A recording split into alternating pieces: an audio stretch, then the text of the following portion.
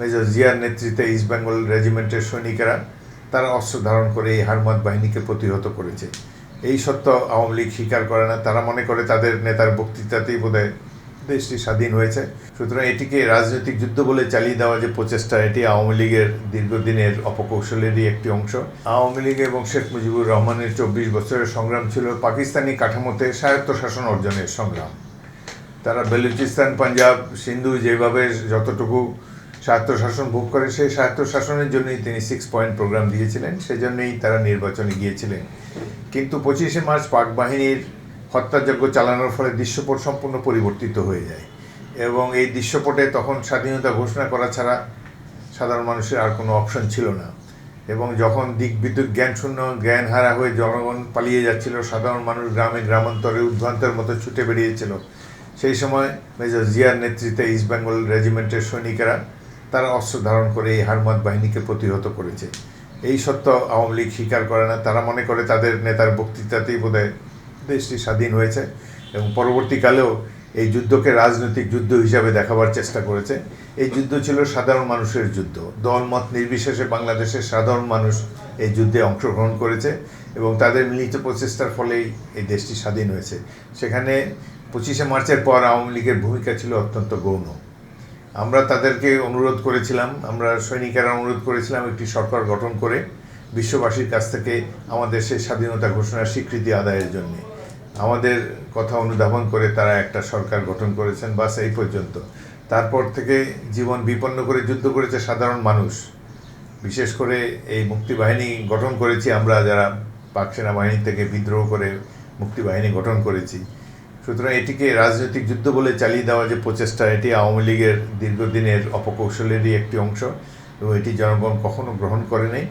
এবং যে কারণেই স্বাধীনতার ঘোষক মেজর জিয়াউর রহমান দেশবাসীর অন্তরে চিরস্থায়ী আসন লাভ করেছেন। তিনি আজও দেশের সবচেয়ে জনপ্রিয় ব্যক্তি। তার দল বিএনপি বাংলাদেশি জাতীয়তাবাদ ধারণ করে এখন পর্যন্ত জনগণের আশা আকাঙ্ক্ষা ভরসার পাত্র হয়ে আছে।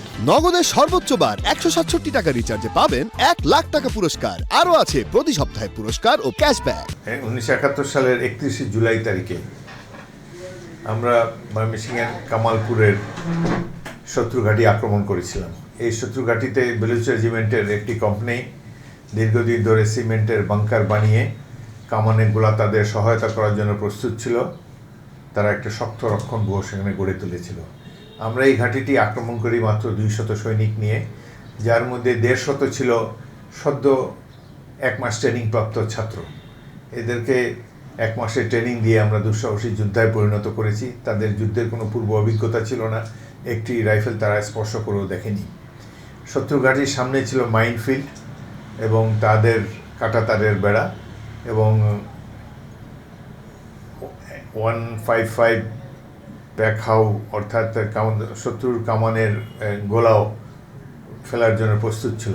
এই আক্রমণে আমরা মাইনফিল্ড পেরিয়ে শত্রুর কামানের গোলা, মেশিন গানের মুহুর্মুহু বৃষ্টির মতো গুলি অতিক্রম করে আমরা ঘাঁটির কিছুটা অংশ দখল করেছিলাম।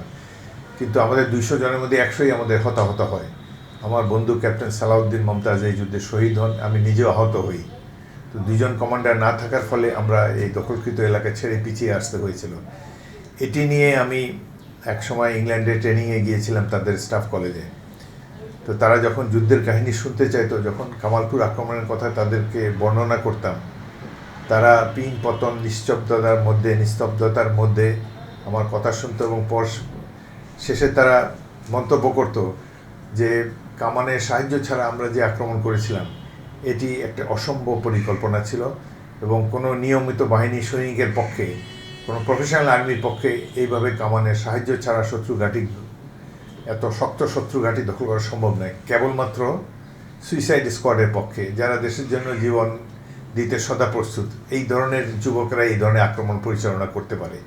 তা আমি আজকে স্মরণ করি যে 100 হতাহত হলাম আমরা এবং যে একটা ইম্পসিবল টাস্ক আমরা সফল করতে গিয়েছিলাম এবং সেই যে দৃশ্য বর্ণনা করা ভাষা আমার নাই। আমার ডাইনে বামে সৈনিকেরা পড়ে যাচ্ছে, কারো মাইনফিল্ডে হাত পা উড়ে যাচ্ছে, কামানের গোলায় বিশাল বিশাল পুকুরের মতো গর্ত হয়ে যাচ্ছে, আমরা অনেকে হতাহত হচ্ছি।